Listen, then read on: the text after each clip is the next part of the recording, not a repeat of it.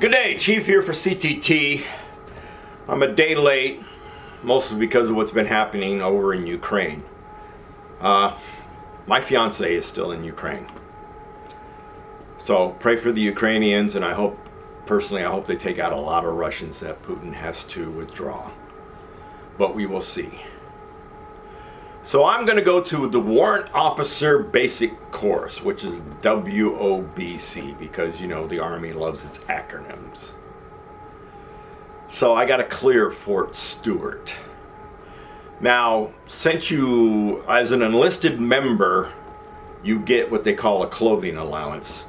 So you look at your LES, your leaves and earnings statement, you see a little bit that says clothing allowance, and they give you some money every month, and then at the end of your year of enlist, or the year from the month that you enlisted, you get your yearly clothing allowance.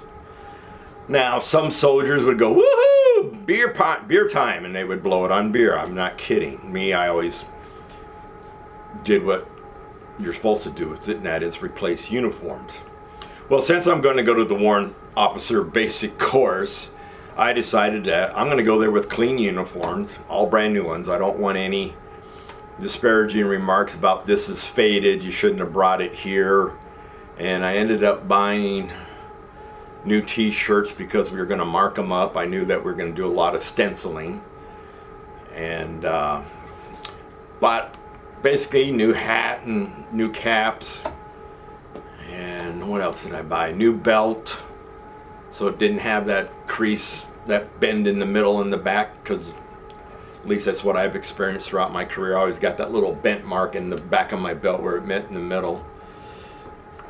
And I even bought a brand new rain jacket, the trench coat style rain jacket. I bought a brand new one of those. But I did not buy a new Class A uniform. I still had my issue uniform, which was the wool, not the polyester. They had already gone to polyester, about halfway through my enlisted years, and just, hey, it still fits. Why replace it? Because that uniform was a lot of money. I spent a lot of money getting my dress blues at my second wife's insistence, and I'm thankful that she made me do that. So I got a clothing allowance. I think it was almost $200. I can't remember. I could look up my old LES. Yes, I still have them all. Some people have told me after they retired they kept them, and then finally shredded them or burned them or cut them all up so nobody else could get all their pertinent information off of them. I'm not at that point yet. I probably will be. We'll see how cold it gets. After all, I am in Texas. Not too cold right now. So, as I said earlier, computers were making their transition into the military. So, when I went to my meeting for getting my clearing papers, the computers were surprising. Generally, you got to go to all these obscure offices, help centers, everything, like AER, Army Emergency Relief, the Red Cross, the library, the education center, a couple financial institutions, and things you never even heard of until you get your clearing papers. Well, as I said, finally, computers caught up. So they handed us our clearing papers, and the lady announced that if you already see a signature sign for an office or a place that you have to go clear and it's already filled in, that's because you never visited that place. So you don't have to go there. So when I got my clearing papers, I was halfway done before I even got them, so to speak. So that was a blessing. And as I said, I finally got my last non-commissioned officer evaluation report, and I looked good. And I said, thanks guys, this could have helped me and probably made sergeant first class, but that's neither here nor there. I mean, as much as I still wanted to continue the enlisted ranks, going warrant officer was a very smart decision. like I said, it took me about 18 months for me to get everything done, because every time I thought I was done, I had to find something else, and then I forgot to get it. But when I joined the military, your 201 file was the file that was all about you. It included your schooling, your academic record, your evaluations. Everything was inside that folder, and it followed you from post to post. That was like one of the last things you actually had to pick up before you went on to your next post, and that was one of the first things that you always handed in, so they get annotated that you arrived at said unit. Well, that was all typewritten at that time. So I had to painstakingly find a typewriter. They were being phased out because computers were coming in. I found a typewriter, but it didn't have a ribbon. So I had the difficulty of trying to find a ribbon, and I went down to the personnel office and I said, I need to borrow my 201 file because I'm getting ready to go to a school. So you had to type your 201 file, because sometimes it'd be typewritten, sometimes there'd be penciling in there would be ink, but you wanted it all uniform, and you couldn't make any mistakes because you didn't want any erasures. And then come to find out, it really didn't matter. So here I painstakingly typed slowly. Yes, I did the old hunt and peck method that time rather than the speed method, because I couldn't afford to make any mistakes and erase too much. I mean, a couple of erasures were fine, but after that you were like, nah, just start it over. I think they gave me 2 forms, and I think I used up both of them. I think I made a couple of mistakes on the first one, and it just looked ugly, because everybody knows about typewriters and trying to erase ink. It didn't matter what kind of ink erasure, and you couldn't use whiteout because this is a light green form, if I remember correctly. So you couldn't use whiteout because that would just stand out like, white on a green wall, so to speak. So I got it all typed, went down, back to personnel to turn in my 201 file that I borrowed. And the guy said, what's this? I said, well, this is my 201, so I can submit it along with my warrant packet. So he takes this big old rubber stamp and smacks it on there, and I'm like, oh my God. And I said, what's that for? He says, well, I'm not going to look through it, but this stamp says that when you put your initials or sign the block where this big old ink stamp went, that verifies that everything that I typed in there is true and nothing is fabricated. So the integrity that I talked about a couple videos ago, your integrity is lying in all that hard work.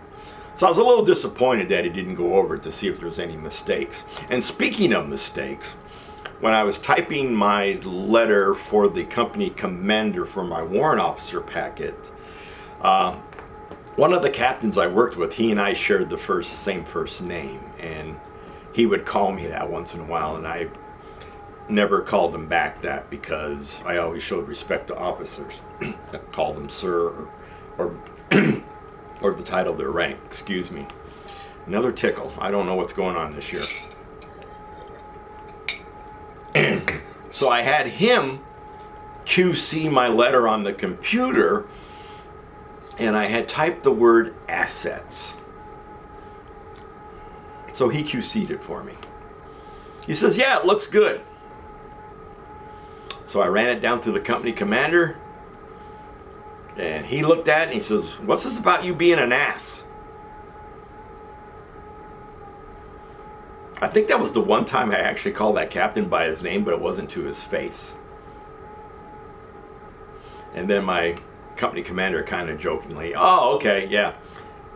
He figured it out. Oh, it was assets. I go, yes, sir. He says, yeah. He says, this looks good. Clean it up. Bring it back to me, but don't let Captain Craig, don't let Captain Craig QC it and put ass back in it again, because it had to be on letterhead and everything else. So like I said, I had to do my branch manager's work by denying or refusing the assignment to go to DIA up in DC area. Glad I didn't have to go there. I'm sorry, I just don't like the DC area, even though that's where the mothership NSA is at. We call it mothership, or sometimes Depending on who's in charge, Mommy or Daddy Dernza. Generally just say Mommy Dernza. Everything's always a female. I don't know why. So I'm clearing the posts. Things are running smooth, and this time I'm driving myself because I'm taking leave to actually prepare my kids to stay with my brother. And they will be stripped away from me while they are with my brother because complications of my child custody. Even though I was the sole custodial parent, I made the bad decision and someone got mad and was able to get the kids shipped to her, which didn't make me very happy. And then after I got done with WOBC and then the refresher course at Fort Huachuca, I had to go to another custody hearing to Hawaii because that's where the trouble was. And that's all I'm going to say about that. So I cleared the posts, and we were living in on-base lodging for a couple days. I turned everything in. I signed out of the post that very last day and was going to sleep that night. We're going to take off the next morning. And that's when I've got this civilian delivery person that came to where I was staying, and he delivered, not in sequence, but the old fax where comes through and dribbles and drabs, and then you got to resend certain pages. So they had stapled, or not stapled, they had put these pages together as they were sent. So I could have been 1, 3, 2, 4, 5, 7, 6. That's how bad it was, and I was supposed to make heads or tail out of this. And there was a court order telling me that I could not remove the kids from Georgia. Well, I was no longer part of the post, and I'm following U.S. government orders that saying I'm going to WOBC. So I violated a court order, but I was in the state of Georgia. The court order was from the state of Hawaii, so who cares? Didn't bite me later on. I was asked that question, and then when I mentioned that I was under U.S. government orders to go from point A to point B, the judge said, "Yep, not gonna touch that one." So I leave Georgia. Couldn't stand that state. I really couldn't. But that one's gonna come to hunt me later. I leave Georgia to become a warrant officer, and almost, 15 years later, I retire from Georgia. But we'll get to that when we get to becoming a warrant officer. So I had to report the week after Thanksgiving, so I took off the greater share of November. I ate up a lot of leave. I had a lot of leave, and I just wanted to take my time because I'm going to take leave, go to school. We get a 2-week Christmas break. Why they did that, I don't know, but we had 2 weeks before, and then before Christmas, we had a 2-week break, and then we came back for the whole month of January when we graduated at the end of the month.